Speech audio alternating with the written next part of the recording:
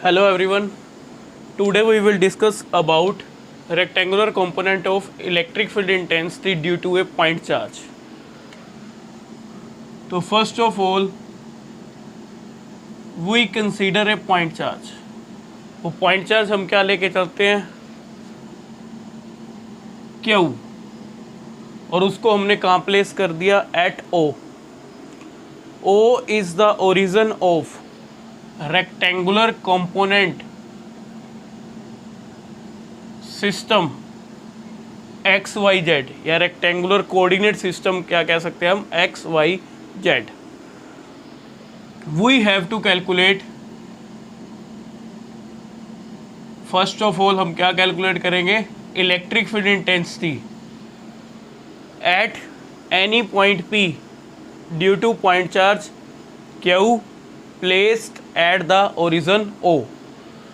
और ये last lecture में हमने इसके बारे में पढ़ा भी था.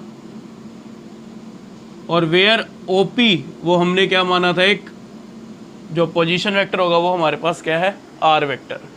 ओपी यहाँ पे क्या होगा मेरे पास आर वेक्टर. तो OP equal to R vector.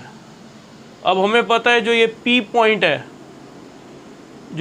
Point है इस पे कितने कोऑर्डिनेट्स होंगे 3 कोऑर्डिनेट होंगे.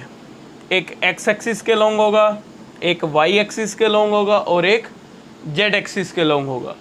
तो वो हम कोऑर्डिनेट्स मान लेते हैं. एक्स एक्सिस के लॉन्ग कोऑर्डिनेट क्या है एक्स, वाई एक्सिस के लॉन्ग क्या है वाई और जेड एक्सिस के लॉन्ग क्या है हमारे पास जेड.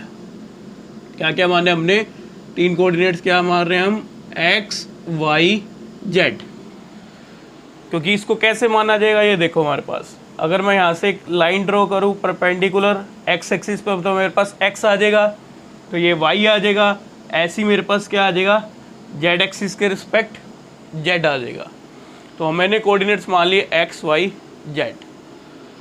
अब इस पी पॉइंट पे हमें क्या फाइंड आउट करना है इलेक्ट्रिक फील्ड इंटेंसिटी. तो उसे फाइंड आउट करने के लिए मैंने क्या बताया हुआ था जिस पॉइंट पे हमें इलेक्ट्रिक फील्ड इंटेंसिटी को देखना है तो उस पॉइंट पे हम क्या इमेजिन करेंगे हमेशा एक यूनिट पॉजिटिव टेस्ट चार्ज. क्या इमेजिन करेंगे एक यूनिट पॉजिटिव टेस्ट चार्ज और उसको हम किससे रिप्रेजेंट करते थे क्यू नोट से.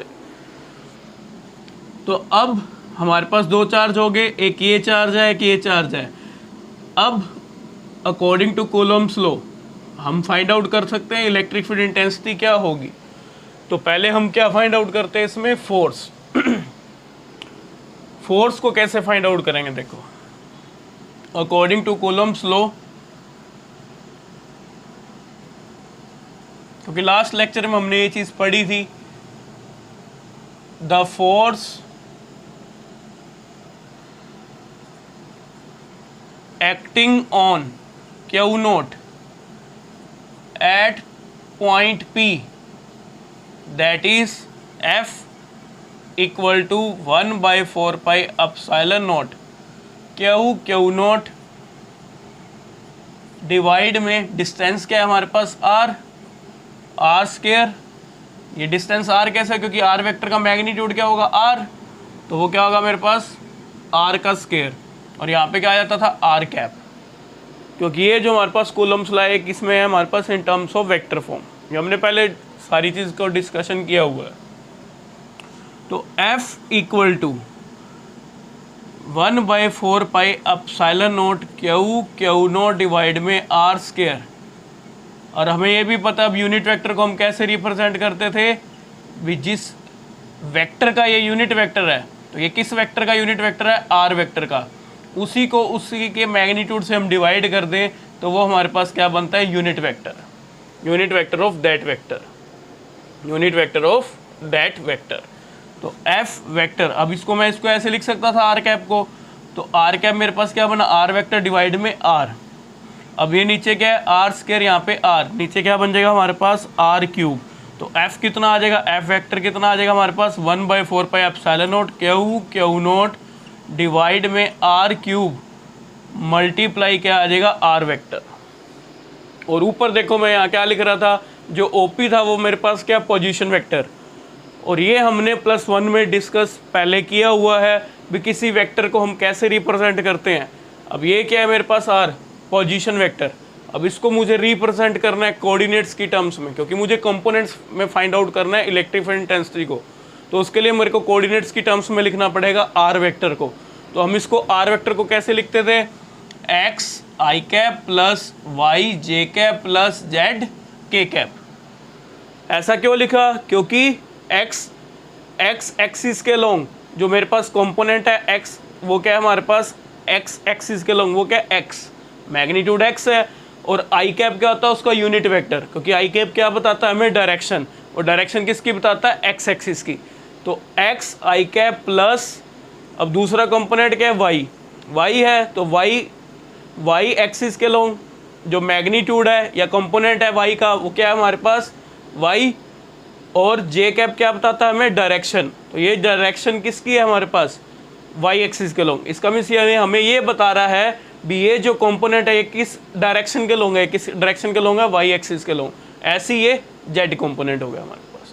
तो ये हमने +1 में सारा डिस्कशन किया हुआ है पहले भी, हम पोजीशन वेक्टर को कैसे लिखते हैं कंपोनेंट्स की फॉर्म में। तो एक्स आई कैप प्लस वाई जे कैप प्लस जेड के कैप।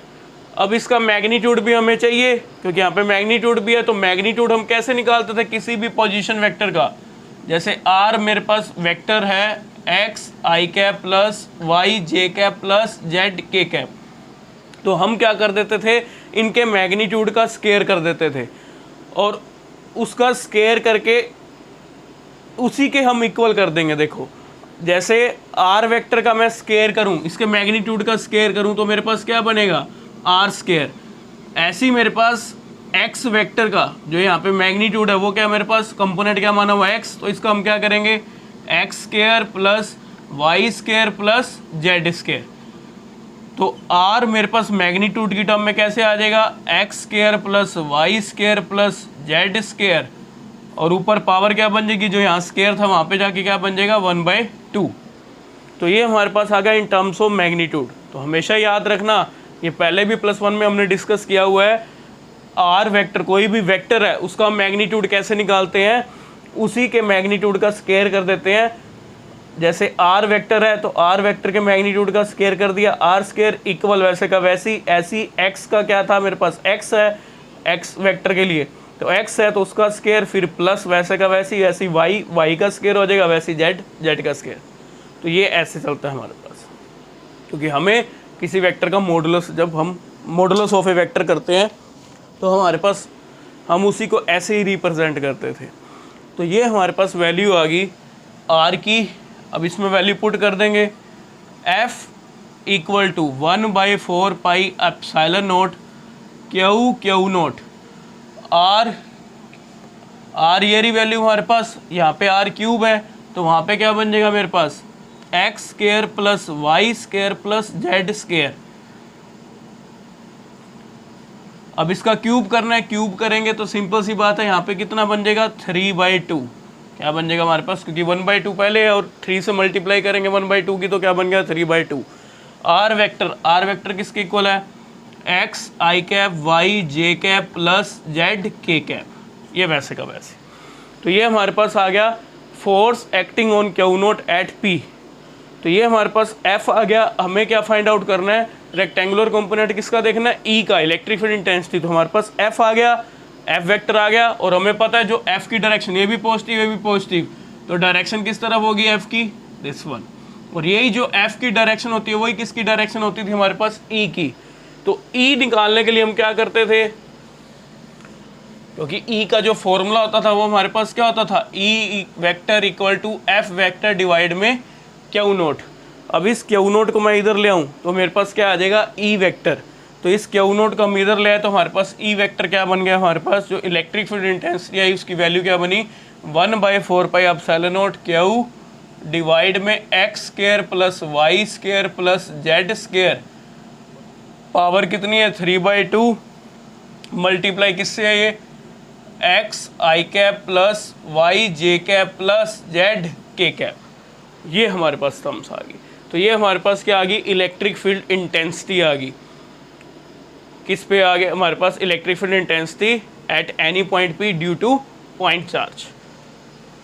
अब मैं क्या करता हूँ, क्योंकि अब मुझे रेक्टेंगुलर कंपोनेंट देखने हैं ई वेक्टर के, तो रेक्टेंगुलर कंपोनेंट में हमारे पास क्या होते थे, रेक्टेंगुलर कंपोनेंट में हम क्या करते थे, रेक्टेंगुलर कंपोनेंट हम किसको कहते थे भी, जो कंपोनेंट एक दूसरे के क्या होते हैं, परपेंडिकुलर होते हैं।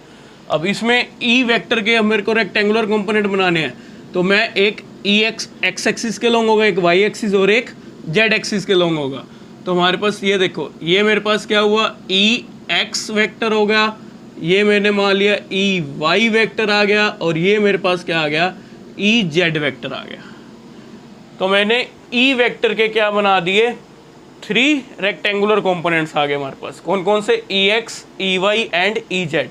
तो यहाँ पे क्या लिखेंगे, E x vector, E y vector and E z vector are the rectangular components of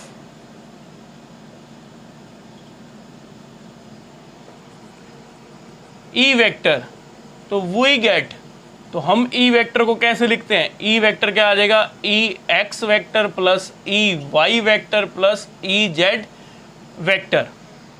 देखो इसको मैंने ऐसे कैसे लिखा, अगर तुम्हें याद हो +1 में हमने वेक्टर पढ़ा था, तो उसमें rectangular component of a vector in a plane भी किया था और इन 3 डायमेंशनल में भी किया था। तो उसमें हम यही करते थे, हम ये लिखते थे, ए वेक्टर लेके चलते थे, तो हम लिखते थे ए एक्स वेक्टर प्लस ए वाई वेक्टर प्लस ए जेड वेक्टर। ये हमने वहाँ पे प्रूव भी किया था। वैसे ही ये हमारे पास है, तो ई वेक्टर क्या आया हमारे पास, E x vector plus E y vector plus E z vector. फिर हम इसको कैसे लिखते थे, इसको हम यूनिट वेक्टर की टर्म में देखना चाहते हैं, तो हम कैसे लिखते थे, ए एक्स वेक्टर का मैग्नीट्यूड ए एक्स मल्टीप्लाई किससे कर देते थे, आई कैप, उसके यूनिट वेक्टर से, ऐसी ए वाई जे कैप प्लस ए जेड के कैप। तो सिमिलरली करके हम यहाँ पे भी लिख सकते हैं, ई वेक्टर किसके इक्वल आ जाएगा, ई एक्स आई कैप, ई वाई जे कैप, ई जेड के कैप। ये आ गया हमारे पास। अब नेक्स्ट देखो हमारे पास क्या होगा, इस इक्वेशन को हम फर्स्ट मान लेंगे और ये वाली इक्वेशन हम क्या मान लेंगे, सेकंड। अब ऊपर मेरे पास ई वेक्टर किसके इक्वल आया, 1/4 pi epsilon naught Q divide में X square plus Y square plus Z square की पावर 3/2 मल्टीप्लाई एक्स आई कैप प्लस वाई जे कैप प्लस जेड के कैप। और नीचे ई वेक्टर किसके इक्वल है, ई एक्स आई कैप प्लस ई वाई जे cap plus E Z के cap. क्योंकि हमें rectangular component find out करने के लिए इस टर्म्स का यूज़ करना पड़ेगा, क्योंकि मुझे रेक्टेंगुलर कंपोनेंट्स कौन से होंगे, जो एक्स एक्सिस के लॉन्ग अलग, एक्स एक्सिस के लॉन्ग होगा, वाई एक्सिस के लॉन्ग होगा और जेड एक्सिस के लॉन्ग होगा, ई का कंपोनेंट। तो ई एक्स निकालना, मुझे ई वाई निकालना और ई जेड निकालना है, और यही हमारे पास क्या होता है, rectangular component of E vector. तो अब इन दोनों इक्वेशन को हम क्या कर देंगे, कंपेयर कर देंगे। तो कंपेयर करते हैं तो हमारे पास देखो क्या रिजल्ट बनता है, कंपेयर इक्वेशन 1 एंड 2। तो ई एक्स आई कैप प्लस ई वाई जे कैप प्लस ई जेड के कैप इक्वल टू किसके आ जाएगा हमारे पास, क्यू डिवाइड में 4 pi epsilon naught X square plus Y square plus Z square की पावर 3/2 मल्टीप्लाई क्या है, एक्स आई कैप वाई जे कैप प्लस जेड के कैप। क्योंकि हम इस ई को, एक E left hand side equal है, तो राइट हैंड साइड भी तो क्या हो जाएंगी, इक्वल हो जाएंगी, सिंपल। तो हमने क्या किया, कंपेयरिंग किया इक्वेशन 1 एंड 2।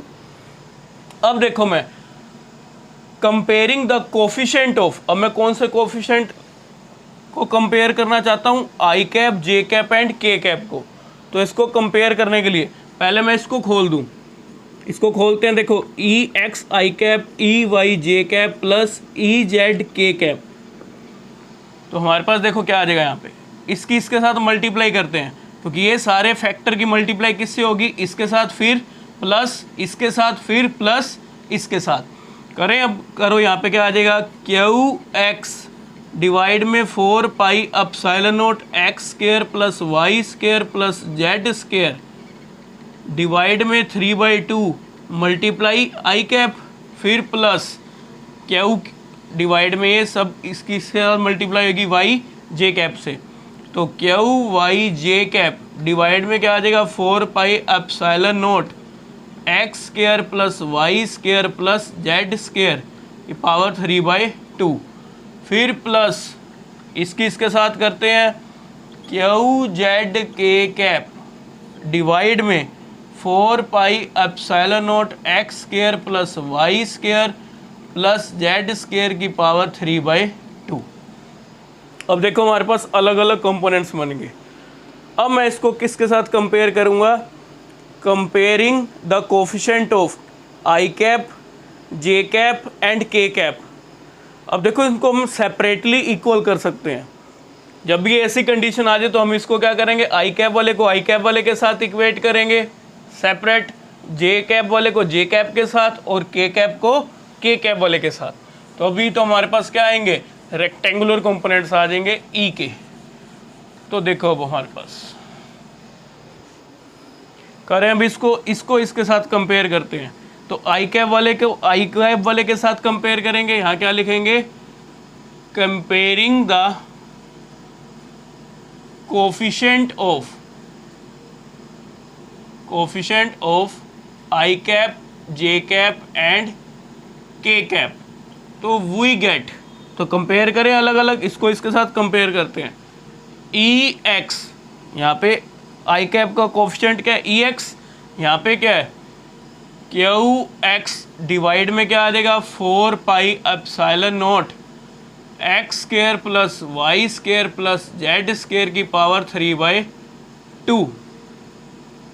ऐसी ई वाई वाले को, यानी कि जे कैप वाले के साथ, तो ई वाई इधर क्या है जे कैप के साथ ई वाई, तो ये वैसे का वैसी इक्वल किसके आ जाएगा, क्यू वाई डिवाइड में 4 pi epsilon naught X square plus Y square plus Z square की पावर 3/2।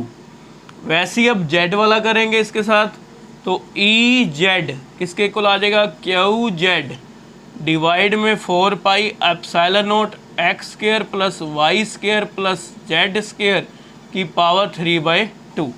तो ये हमारे पास क्या आ गए, rectangular component of electric field intensity, जिसको हम किससे रिप्रेजेंट कर रहे थे, ई से।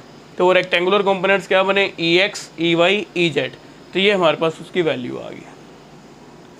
अब इसी में देखो मैं क्या लेके चलते हैं, हम एक कंडीशन अप्लाई करता हूँ मैं।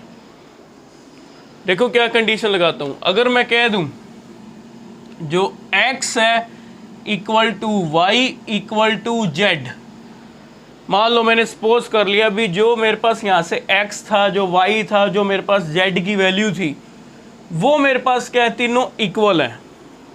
क्योंकि हम कहाँ से मेजरमेंट करते हैं, ओरिजिन से स्टार्ट करते हैं। कहाँ से देखते हैं, ओरिजिन से। अगर x को देखेंगे तो ओरिजिन की रिस्पेक्ट देखेंगे, y को देखते हैं तो ओरिजिन की रिस्पेक्ट, वैसे z को देखेंगे तो ओरिजिन की रिस्पेक्ट।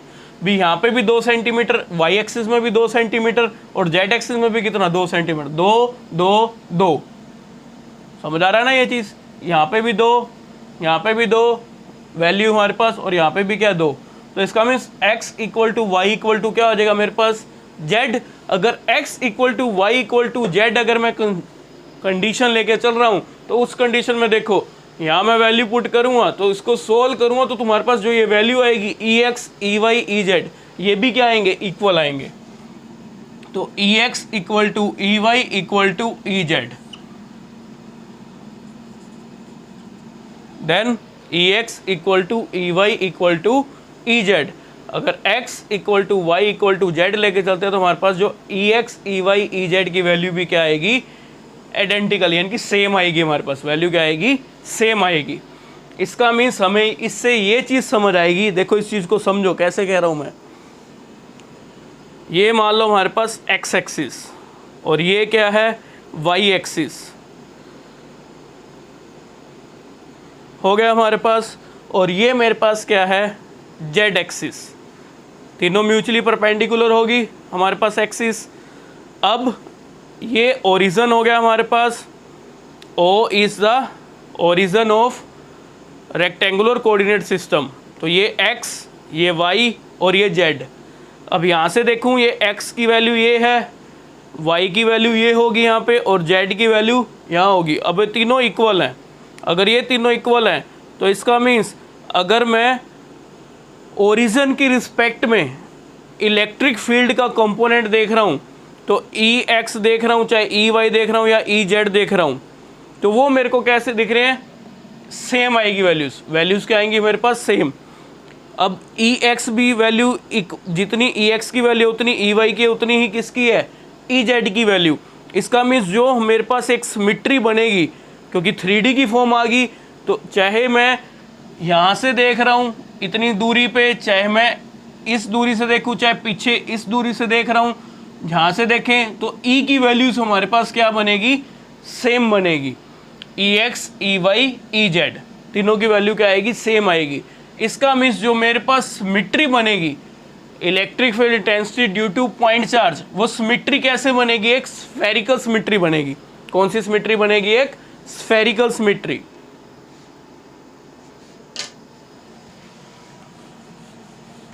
क्या लिखेंगे हम इसमें, ये भी कई बार 1 मार्क्स में पूछ लेते हैं।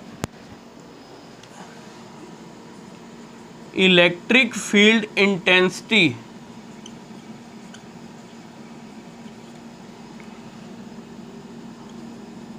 Due to a point charge is spherically symmetric when viewed from the origin।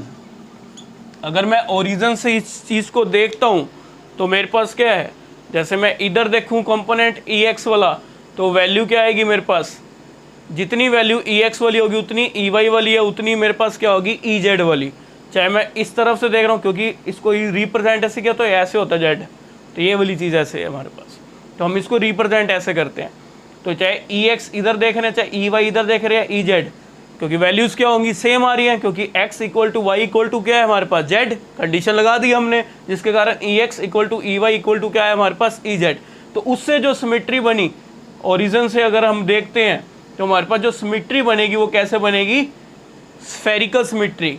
क्योंकि अगर मैं इस पर ड्रॉ करता हूँ स्फेरिकल सिमेट्री को, तो वो हमें कैसा दिखेगा, एक सर्कल की फॉर्म दिखती है, लेकिन एक्चुअल क्या होता है, ये स्फीयर है।